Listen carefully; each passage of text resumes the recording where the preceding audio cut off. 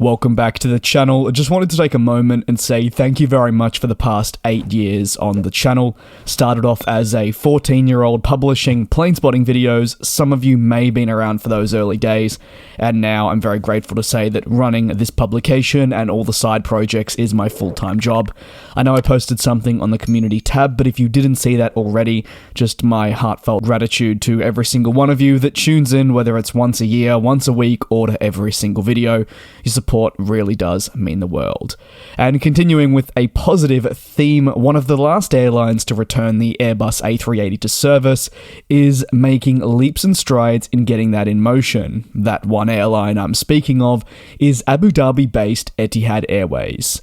Etihad Airways are completing their final checks to return the world's largest passenger plane to regular flying this month as well, actually only in a matter of a week.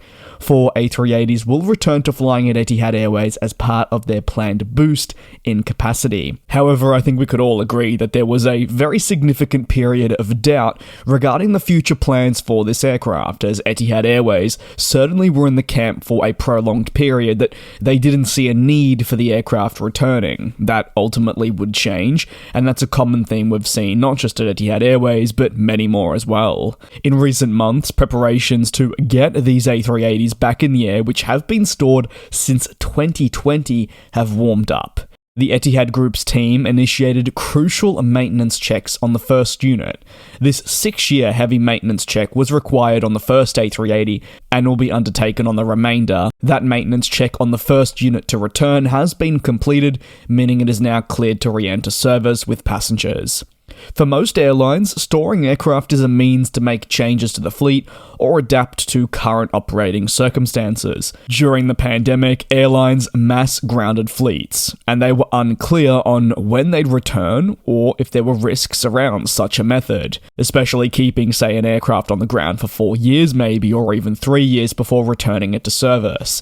That's a lot of life taken out of it, and if not stored absolutely perfectly, they could face repercussions. Airlines needed to ensure that their planes wouldn't be damaged or deteriorate and be stored in perfect conditions, so if that very plane did fly again, it would be after the checks made sure it was in working order. The Airbus A380 is expected actually to fly only on one route, and that's very similar to All Nippon Airways' A380 operation that sees their aircraft only head towards Honolulu. As for Etihad Airways, well, tentatively it's going to be only headed to London Heathrow, getting on that non-stop service from July 25th.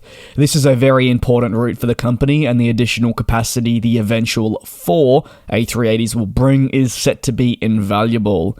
However, the routing can very much be subject to change, and while initially these 4 A380s will be placed on the Abu Dhabi to London sector, that may change with time. In addition, don't expect these A380s to remain on forever at Etihad Airways.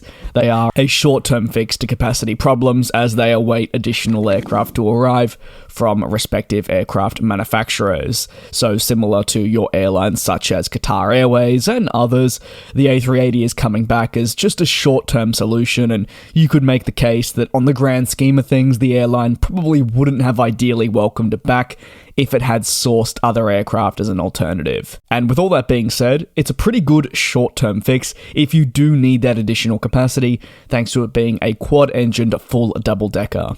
What are your thoughts? Are you excited to see the Etihad A380 back in service in the next week? Let me know down below in the comments. It certainly felt a long time coming, and just another big thank you for your support across the past 8 years. I really do appreciate you sticking with me, and hope we can enjoy many more exciting years to come covering this aviation industry. And we'll fly.